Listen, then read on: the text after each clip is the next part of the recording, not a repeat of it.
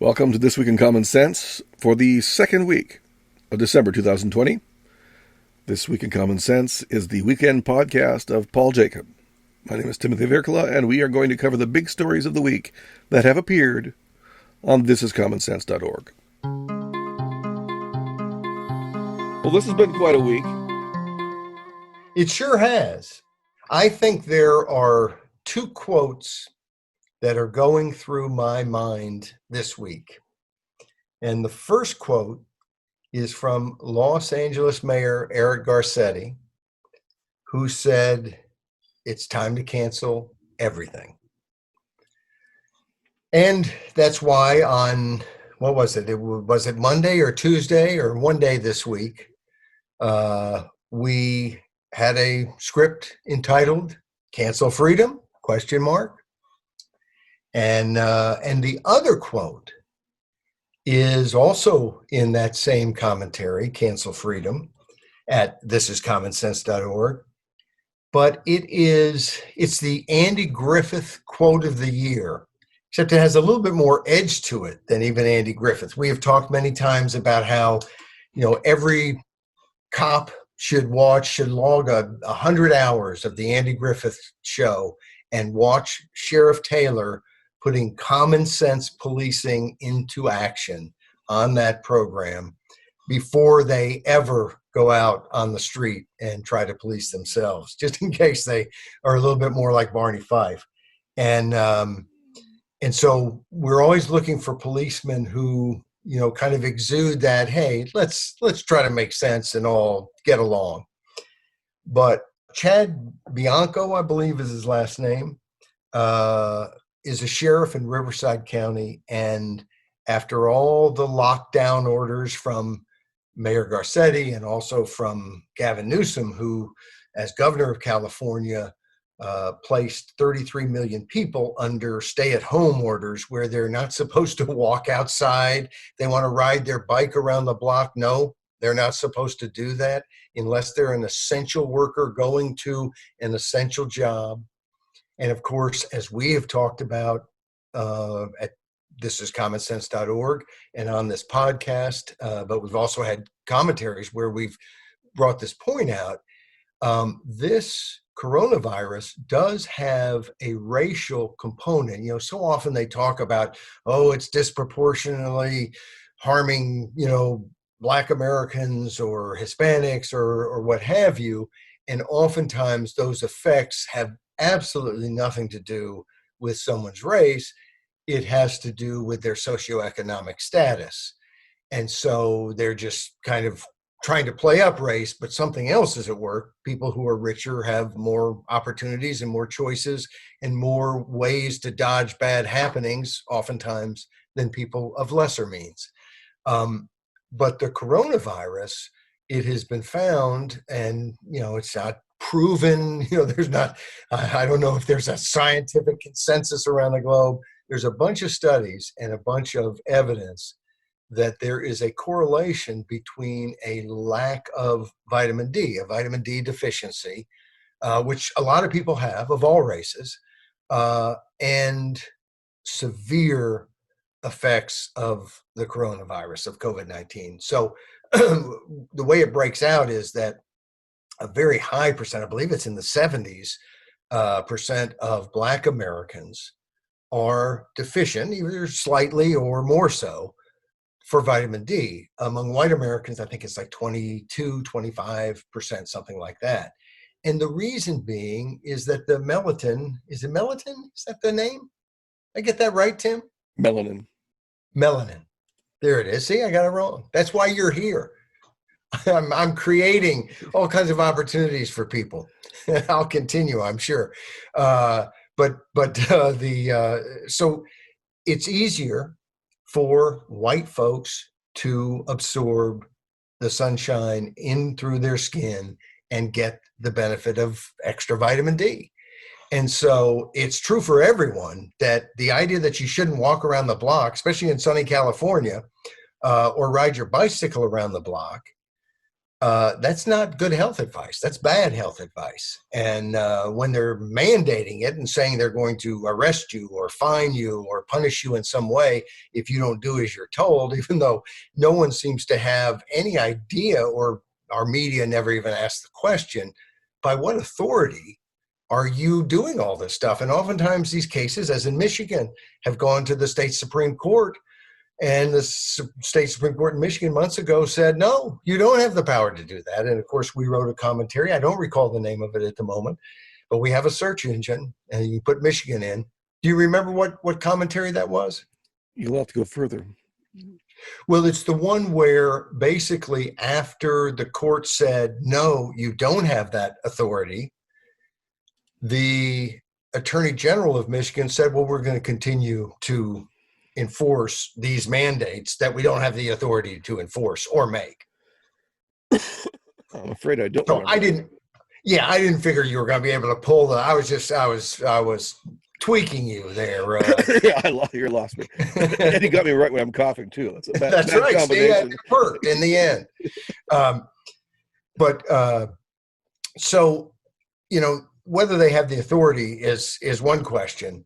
The real issue is, what do you think you're going to do? Why do they not go to a policy? I know it's a harsh word for politicians, but a policy of freedom, a policy of informing the public as to the risks as far as they know them. And let's face it, they don't always know them.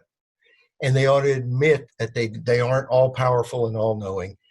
But here, this sheriff refused to be part of Governor Newsom or Mayor Garcetti's posse. And this is what he said, quote, "The Riverside County Sheriff's Department will not be blackmailed." I have a feeling maybe there were some threats made from the governor's office or the mayor's office. Will not be blackmailed, bullied, or used as muscle against Riverside County residents. That is the chief law enforcement guy in Riverside County saying, no, we're not going to be a draconian police force that pushes people around. That's not what we're here for. And boy, is that sweet music to my ears. It's it also takes me back. I don't know about you, Tim, but when I hear not being used as muscle, I think back to the quote that just still rings in my ears of the professor at the University of Missouri, who, when they were having some sort of demonstration against the university, wanted to kick some student reporter out of that area of the campus because he was asking questions and taking pictures and so on, and called for some muscle. Here is a professor, I think she was a professor of journalism of some sort, calling for muscle against a reporter. And if people don't know the rest of the story, in the end, she was let go of her job. She did face some consequences for that. And but it's the sort of thing that there are two parts to a free, peaceful, harmonious society. One is people in power not calling for muscle to muzzle us. And the other is for the muscle to say, no thanks, that's not what we do. And here we have the Riverside County Sheriff's Department saying, no thanks, that's not what we do. And I should correct you in the one thing I can correct you on. That was a December 9th Wednesday piece called Cancel Freedom. Oh, Wednesday piece. Well, you must have put it in the wrong day, Tim. I don't know what to say. But we're gonna continue to face this. It's interesting. I just on today heard on the radio that my governor in Virginia, Governor Northam, old blackface himself, decided that we have a curfew starting at midnight. And I heard him say from his own lips, unless somebody fixed the audio somehow, that nothing good happens after midnight. kind of like he's our parent. But he's not our parent. He works for us. And my parents made it very clear that they did not work for us. And my wife then told me that she read, "There's no enforcement mechanism." Well, that's very nice. But by golly, a governor telling us this has nothing to do with COVID-19. It's not as if COVID-19 comes out at midnight and mugs you or something. This is it's beyond paternalism. This has really gotten to be any order they want to throw out there, they're going to throw out there, and it's not helping. I have so many friends who've said, maybe we do need these because some people aren't following these mandates. Well, that people aren't following the mandates isn't an argument for the mandates working or to make them more draconian. Some people are not going to follow them. There are ways in a free society. If businesses say, hey, you can't come in, then people are going to put a mask on probably. If different things happen, people are going to react. Let that take place. Let's not have a top-down society. It doesn't help even in a pandemic, but the idea that we have people in power who think if there's a pandemic or if there's a flood or if there's this or that the Constitution and all our rights get thrown out the window. These are the wrong people to have in office at any time, especially in a pandemic. Yeah, you get the idea that these governors have taken the COVID crisis as an excuse to put the bully back in the bully pulpit. I mean, they're really serious this time. It's not just spouting what they want to say. They actually tell us what they want us to do. Well, and in some cases, I think they are reacting. I think Governor Whitmer in Michigan has been pretty popular throughout this. There are a large number of people who are highly concerned about this. I mean, frankly, I traveled for Thanksgiving. I tried to travel as carefully as I could. I don't want to get COVID-19. I'm trying to do everything I can to avoid it within reason. I think I still have to live my life. And, I could have avoided that trip. I told my mother, who's 85, that I was going to be there for Thanksgiving. And I decided I was going to keep my word to my mom. I was going to be there for Thanksgiving. And I don't know. I mean, she may be around for another 15 years, or she may not be around for days. You don't know in life. And I think that that's my decision to struggle with. And not that I've struggled a whole lot with it. I told my mom I was going to be there for Thanksgiving, and by golly, I was going to be there for Thanksgiving. No struggle. But however much somebody does have to struggle with what they're going to do or not do, let them do that freely. And if they do anything to violate your rights in the process, then you've got every reason to step up and say, hey, wait a second. But otherwise, no, you don't. And, something I've wanted to do a commentary on that I haven't is all of this about people dying from COVID-19 alone. And I had a very dear friend of mine. We're taping this Friday night. It will be shown on Saturday, or the audio will be on the website on Saturday, but who passed away today. And I know when I think of someday that I might pass away, I know that's, hopefully a long time away. But I know that what I would want is for my kids and my wife to be there, but especially my kids, because I want to know they're going to live on and that the world will continue and so on. And it's very sad.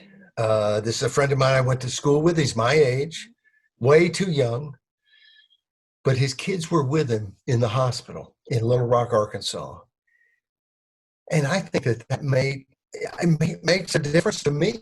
I feel better knowing that they were there for him, because I know how much that means to him. So meant to him. And dying is part of life. And this idea that with COVID, that what you're going to get is not to be able to hold that person's hand, but a Skype call or a Zoom call. And some people may decide that's what they want. They're concerned. They're compromised health-wise, and that's the choice they make. Well, then more power to you. But other people know they're going to want to be there. And I think about my wife being sick in the hospital. And I've said this before on this podcast. I'm gonna be there. You're gonna have to physically stop me from being there. That's the commitment I made, and it's very important to me in my life that commitment be kept. And it's more important than risking my life. More important that commitment be kept. And so the way we die matters. And again, it's our choice. If the way you die doesn't matter or whatever, if you have a different view, then bully for you. Do it the way you want to do it. But I think that is starting to open up, just because I've heard of different people in the hospital being able to visit. They haven't been COVID cases, so maybe that's still different. But that's going to change. And it's unlikely. I mean, I think one of the things that this is a recurring theme at thisiscommonsense.org and in this podcast this week on Common Sense. The recurring theme is that the people who are in charge politically, who, we pretend or don't pretend, but oftentimes we hear work for us, they are not going to fix these problems. Their reaction is to do things like this, to shut everything down, to tell us we can't go to the hospital. And look, I'm not saying that they're terrible, evil people.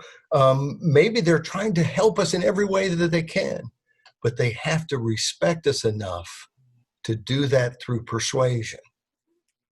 Unless we're aggressing against somebody else, unless we're using force or fraud against people, as long as we are dealing with people honestly and fairly, we get to live our lives as we want. And if we don't have that sort of control, then we are going to live in a society where the first time something happens out of the ordinary, we don't have our rights. Where we are in a pandemic and people think that they can just tell us, no, we're going to have to let our loved ones die alone. No, they're not going to die alone. My loved ones are not going to die alone. And that goes for, I think that's clear. But it's true about all kinds of issues. It's true about why the Supreme Court doesn't get fixed. It doesn't get fixed because we don't seem to have a way to fix it. And we're the only ones who care about it being fixed. The political folks, they might want to pack it. They certainly haven't done anything to protect the Supreme Court from one partisan, mob or the other. So, and I just picked that out of the air. There's a zillion different issues. It's the problem with everything. We don't have real representation in government. And that's a difficult thing. Even when you have some semblance of representation, government's not always going to work perfectly. But we have basically zero. We seem to, there are 80-20 issues. I'm a broken record on term limits. And I'll tell folks, it's not online anywhere, but I wrote this article, Will They Ever Leave? It's in the December issue of Newsmax. The cover story, written by me, I've been moved to like term limits. No, I've always loved term limits. But this is an issue that's an 80-20 issue, and we all know why it isn't already enshrined in the Constitution. It doesn't have anything about the people not wanting it. It's that the people who supposedly work for us and represent us, it doesn't work for them. And we all know it doesn't work for them. But let's realize, until term limits are in effect at the national level, we have a national government that works for itself, not for us. When push comes to shove, they work for them, not for us. And everybody knows it. I don't think I'm saying anything crazy, but I think it's important sometimes that we say these things again and again so that we don't forget, so that we can't pretend that somehow we live in this representative democracy. We live in a pretend representative democracy, and it's up to us to stop the pretension. And as one of my themes is that one of the reasons they get away with this is because we have a media that's, so you might say, is misrepresentative of reality. Yes. And your piece on Monday, maybe next year, was about the Time Person of the Year. And you wrote that before the Person of the Year came out.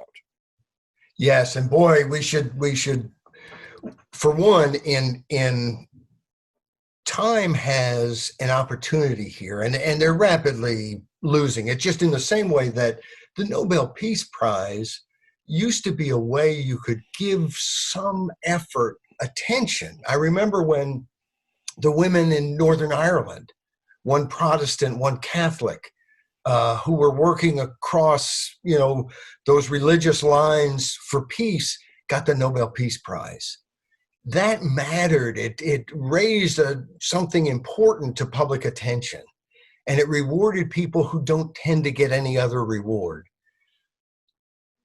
When you give it to Obama because he got elected or something, and he's still drone striking people all over the world, and it's silly. It becomes a silly award, and we live in such silly times that almost every honor like this has become ridiculous. It's almost like if you get it, it means you don't deserve it. Whoever they would pick would be the last person that had anything to do with peace, or where Times Person of the Year. In 2013, they gave it to Pope Francis. And they gave it to Pope Francis because they like his politics. And you had Edward Snowden, who could have gotten the award that year, and they don't judge good or bad. They've given the award to Hitler. They've given the award to Stalin twice. They gave the award in 1970. The award, I shouldn't call it an award. It's not an award. It's naming the person of the year, but the person who had the biggest impact. And probably the biggest impact is Xi Jinping, who's the genocidal. I wish he was suicidal. The genocidal leader of the Communist Party of China, and therefore 1.5 billion people in China. But I argued in this piece, do something good with it. Don't pick. They could have picked the healthcare workers or essential workers, and that'd be nice and so on, except it's just so amorphous. Who are you really saying? And, it's kind of too feel good. And it's not a person, it's a whole bunch of people. I mean, we could give it to everybody every year and, but it wouldn't have much impact. Don't give it to Xi Jinping. Give it to the Taiwanese president, Tsai Ing-wen. And if you're gonna, what was the story this year? It was COVID-19. It was the pandemic. Well, who did the best against the pandemic? Well, it's not even close.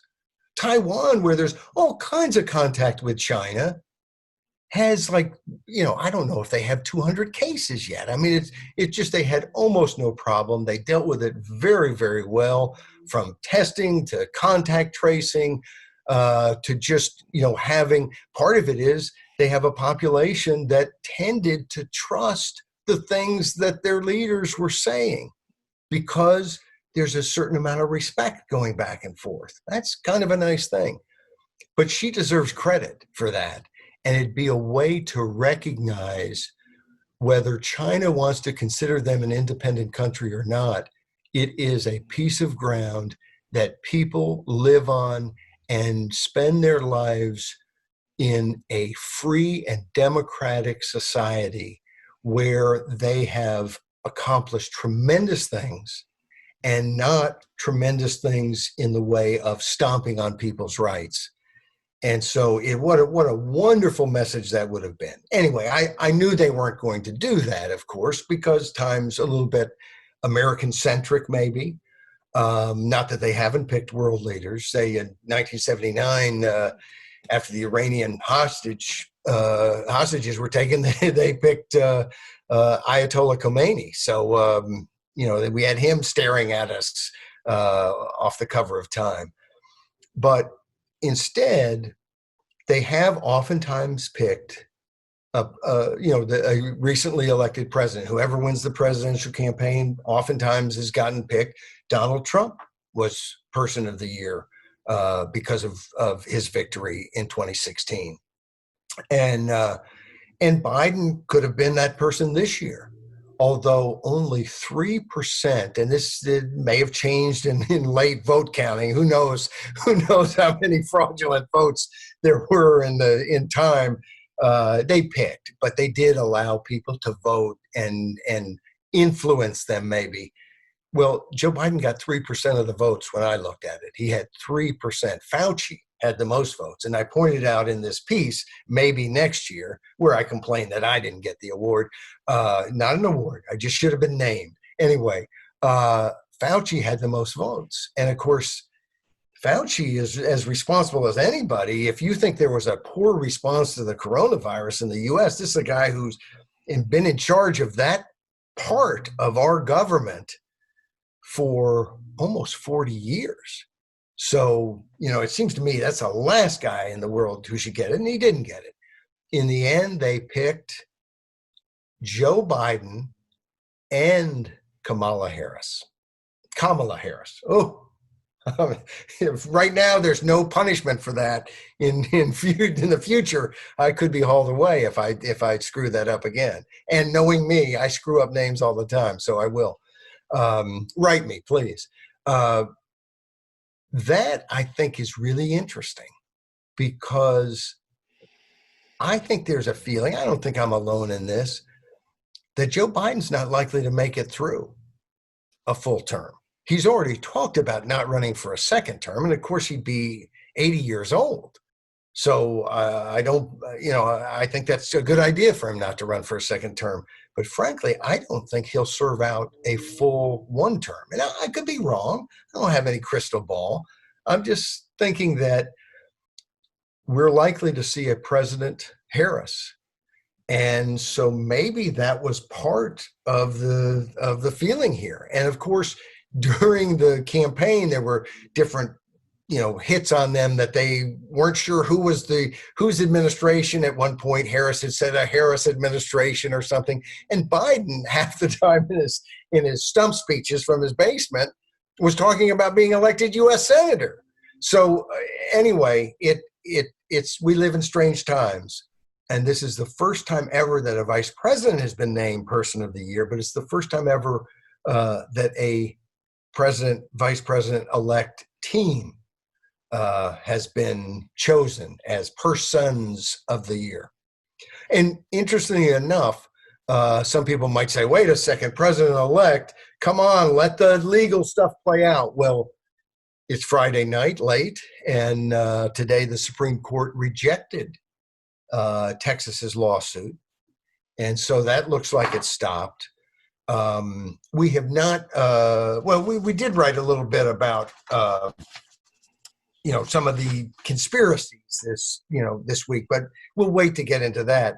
I'll just say that on the election, I think that there were tremendous irregularities. You almost don't want to call them irregularities because irregularities shouldn't happen regularly, or they aren't really irregularities.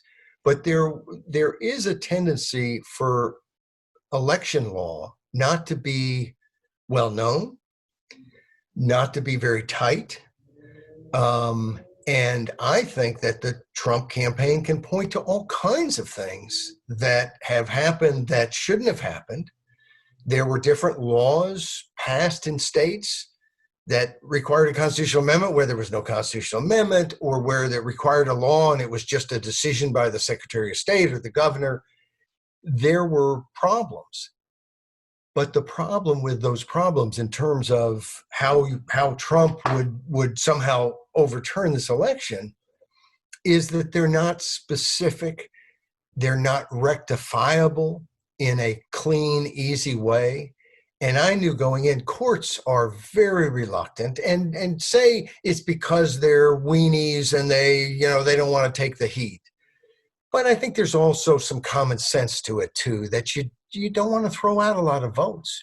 You can't go, oh, well, yeah, and you could say, I think, that they didn't follow the law in this state and therefore we're going to throw out all their votes. but I'm not sure that's the right remedy. And I can tell you, in reality, courts are not going to do that, and they're not doing it in this case. And it argues, I think, for us to begin to fix the election process that no one's paid much attention to. Some people have alleged fraud, others have acted like there's no fraud. There is fraud. And there's, more importantly and more appropriate for this situation, there's lawlessness. And we're seeing it in the pandemic where they think they have all these powers they don't have. That's lawlessness. When a sitting governor makes a decision to change the law, well, he's not the legislature. That's lawlessness. And that's really, I think, the biggest problem in this election. And what we have to do, because we can't always bank on the courts coming in or somebody raising the right lawsuit at the right time to prevent bad things from happening, is to tighten up the process. And I think we have to go away from 6 weeks. We wrote a commentary when in Virginia, there were 6 weeks of early voting. Now, you don't have people voting even with the same information. A lot can change in 6 weeks. And of course, the other issue about that is, well, you vote too early, you won't be there for the October surprise. And there was an October surprise this time that the media decided we didn't need to hear about. And that's something that, we now have a media that actively keeps information away from us. That's a problem. And that's not a problem you can go to court and fix. We can't overturn an election because the media misreported. It's their right to hide information from us, and they are fully asserting that right. So we have all kinds. I mean, when you think of some of these problems, these are bedrock foundational problems, and we've got to get a handle on them.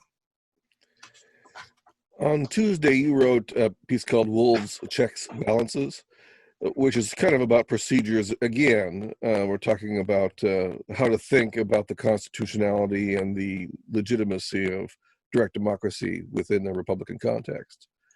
Do you want to begin talking about that, or do you want to talk about the typo? No, I don't really have to talk too much about the typo, although I don't think I ever got back to we corrected the typo, but I didn't do an official apology. I've been busy this week, and I meant to go to the website and officially apologize. But we initially had, I don't know how I got it in my head but I'm writing this thing about Alan Thomas's piece, and somehow I got in my head to write Alan West. And since the whole piece was about this person, a lot of times you'll kind of double check things and go, well, I think you had this off, when I make some stupid mistake. But who's going to check that the guy's name is something totally different? It's Alan Thomas. It's not Alan West. And anyway, but he wrote a piece. And so we apologize, not just to Alan Thomas or Alan West. So someone had written in and said, you should apologize to Alan West because he didn't write this ridiculous stuff. And of course, I apologize to both for having the mistake. It's corrected. So if you go to thisiscommonsense.org, and check into Wolves, Checks, and Balances, you will see the correct name, Alan Thomas. But Mr. Thomas is way, way off. And, it's not like everybody in America, he's a young guy, relatively, for us old farts, and not super well known. So why elevate what he had to say? Well, one reason is because a lot of people think this way. A lot of people that I agree with on certain issues, they have this idea of a republic and not a democracy.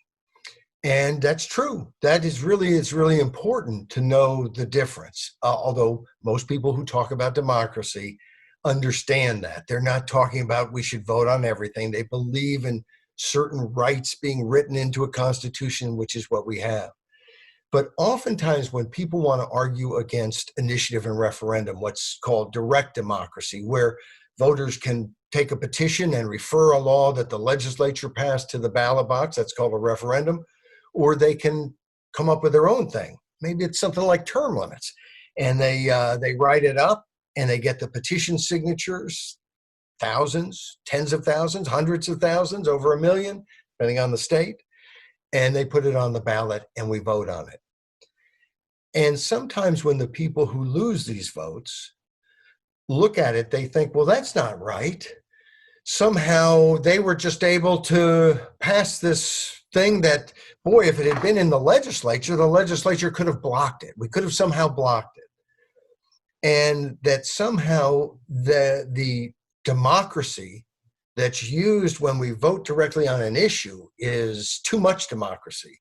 But the same democracy that we use to vote for the candidates who are running for the legislature, that's okay somehow.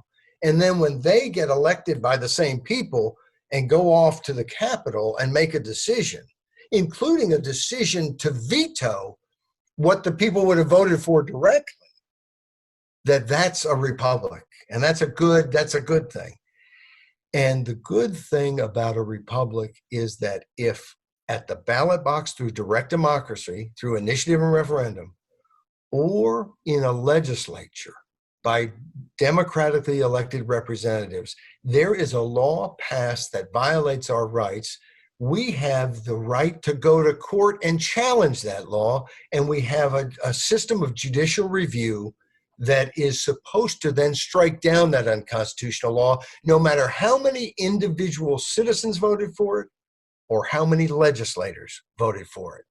It's the same thing either way.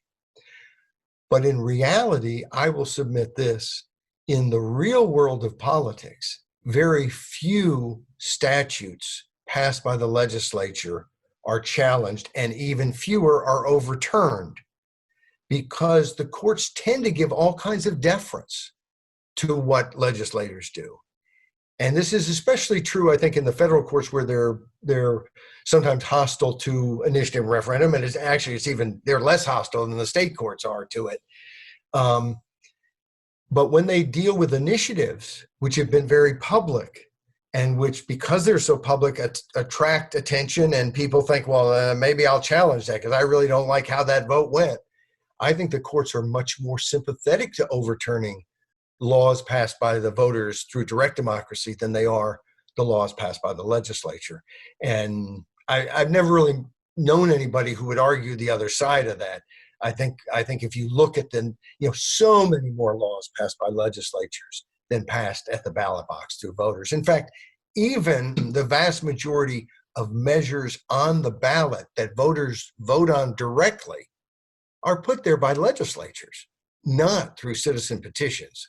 So this idea that somehow democracy has run amok is incorrect. I was going to say silly, but I'll just say incorrect.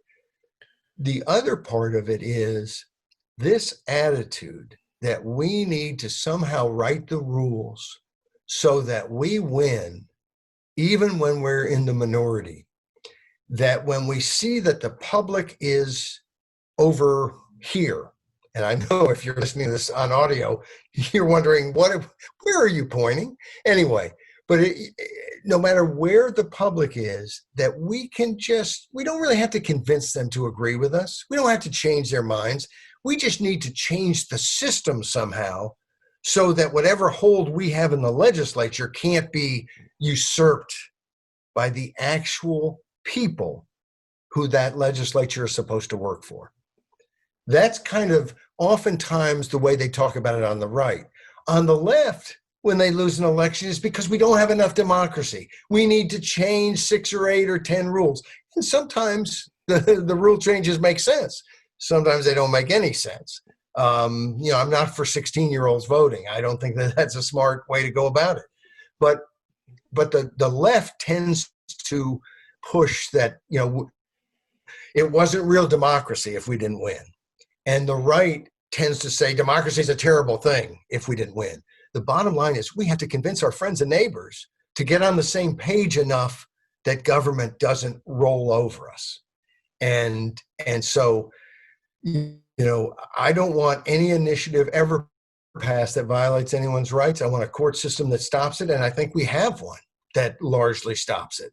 certainly stops it for anything that it would, there's nothing that the courts are allowing us to do through direct democracy that they wouldn't allow legislatures to pass. And oftentimes we hear about, oh, they passed a minimum wage increase. And I think the minimum wage is a mistaken policy. But of course, they pass them in legislatures all the time. It isn't the initiative process that somehow allowed those to pass. So I think we have to have a certain amount of confidence in our fellow man, or really we ought to do something else with our time, because politics and government, you're not going to change it, even if you're changing it to a point where it has much, much less power, unless you're willing to engage with your fellow man. You're not going to be successful. And so let's not give up on the electorate. There's a piece, and I probably have to put my glasses on because it's a little dark in here to see, but he makes the point here where he says that, where is it? I've got to find it. Alan Thomas or somebody? This is Alan Thomas. Oh, he says progressives are much better at it. They're much better at initiative and referendum. And I don't know that is the case, actually. I don't think it's the case either. They win some, conservatives win some, libertarians win a lot. In fact, we'll get to that in a probably second. Better than any other area that libertarians engage in. Absolutely. As Ila Salmon pointed out in his piece at Cato, but I want to say what else he said here. He says progressives are better at it, as if conservatives couldn't get better. They'll catch up then. But he also says, we also cannot count on the Colorado populace to think more reasonably. We can't count on Coloradans to ever think more reasonably than they do at this moment. I think I'd give up. Does he bring up the Tabor business that's been a big part of Colorado politics since the 90s? Yes, he doesn't. He doesn't mention anything that. Well, that's bizarre, isn't it? It is. At the same ballot where he's complaining afterwards that, the left knows how to do everything. The truth is they protected Tabor. There was an effort to undercut Tabor again. And Tabor's the Taxpayer Bill of Rights, where in Colorado, government is on something of a citizen-led diet. They cannot raise taxes without a vote of the people. But they also cannot spend more than, they can't increase spending year to year more than the population increases plus the rate of inflation, unless they ask the voters to spend more. If more money comes in, instead of sending it back to the voters, we'd like to spend it on education. That's what they'll say. And then they'll take it out of education, put it somewhere else. But okay, that's a wonderful system in which the public is engaged, and of course the powers that be hate it with a passion. They've gone after it numerous times. And yet here's Colorado, which has become something of a blue state. The incumbent Republican senator got beat pretty handily. Trump campaign wasn't even there, wasn't close. And of course, years ago, Colorado was often voting Republican. And yet the electorate, if we would have left that decision to the legislature, as Alan Thomas wants us to, first of all, we'd never have Tabor because they never passed it in a million years. That was passed at the ballot box through initiative. But also they would do away with it in a heartbeat, and yet they can't get rid of it. They've nipped at different pieces from time to time, but they can't get rid of it because they have to go to the voters. So this democratic check is important, and it's a conservative check in that way. It's a libertarian check. It's a good government check in my mind, but it's in a very blue state where the legislature, there is no way in Hades that the legislature would do the same thing. Well, that's such a great place to stop for the podcast. We're an hour in.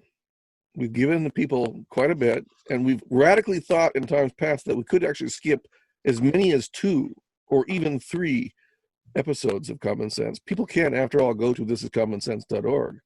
So do you think my proposal makes any sense, or are we going to plow through to the end? I consider it a friendly amendment. And I was actually thinking that these last 2, the two conspiracies unearthed, which is kind of a favorite subject we talk about UFOs and the fact that our government has kind of come out and said, hey, we hadn't been telling you the truth for decades. And there's been a surprising lack of attention on it. And then also the story about the fact that there's a professor in China who has said, and he's on video, saying that they have high-level people in the U.S. government and basically cheering the election of Biden because they couldn't deal with Trump, but now they should be back in business. Could be complete disinformation, as we point out in the commentary, or could be true, or somewhere in between. But very, very interesting, and certainly, it's Nancy Pelosi this week because, of course, Eric Stilwell, the congressman from California, was also found out. We're just going to mention these. Yeah, good try, Jim. Anyway, Swalwell, not yeah. Stilwell. Oh, that's right. Anyway, he has had a relationship for some time with a woman in California who is believed to be a CCP spy, Chinese Communist Party, and was pushing and helping raise money for him. And he, of course, was serving on the Intelligence Committee in the House when the FBI came to him and said, hey, there's some bad stuff going on here. Anyway, it's interesting. In defending him, Nancy Pelosi this week said she has been in Congress for 37 years or something, fighting against the communists in China. And I thought, my goodness, well, her fight against them didn't really seem to get going until Donald Trump was president. It's funny the way that works, because all those other years, China seemed to be able to steal anything they wanted from the U.S. And you'd almost think this professor in China who was saying they had high-level people in the government, maybe he was onto something, the way our policy seemed to just embrace a world where communist China was spreading their wonderful totalitarianism far and wide. So anyway, that's an interesting commentary. There are links to other information on both of those stories. And I think the UFO story, when you first mentioned it to me, Tim, you had kind of said, I don't know that you want to touch this. And I've always thought, I'm not into, UFOs in any big way. I've always kind of thought space was interesting and so on. But I am interested in how government provides information to the public, how transparent government is, how honest government is. And the UFO story is horrifying just in those ways, much less trying to figure out what's behind it all and what the government actually knows or doesn't know and what reality is regarding UFOs. Well, there we are. We end with UFOs. We may actually end with UFOs in a bigger sense, too. I don't know. I know nothing. You heard it here first. If all life is extinguished on the planet, I want full credit for bringing it to you first. No, we should mention that most ufologists believe that the worst thing that aliens might try to do to us is replace us bit by bit using genetic technology. I just thought I should mention that. And see if they can beat us to it. Yeah. We're almost through with this 2020. It has been one crazy year, and I'm going to make a prediction that next year is going to be a lot like this year, especially if we don't do something very different. And I think we're going to have a funnier president. Even funnier, because I think that there's nothing quite like making fun of somebody who doesn't know what he's doing. So yes, yeah. And there was that element in Trump, we have to admit. I mean, Trump didn't know exactly what he was doing. Yes. Well, the truth is, we've had that a lot. It's just oftentimes the media plays along. Yeah. Okay. I guess we'll wrap it up and instructively go to thisiscommonsense.org and I can maybe get to sleep before midnight. Good. Well, that was This Week in Common Sense, where Paul talked about 4 of the 5 commentary he wrote on thisiscommonsense.org this week.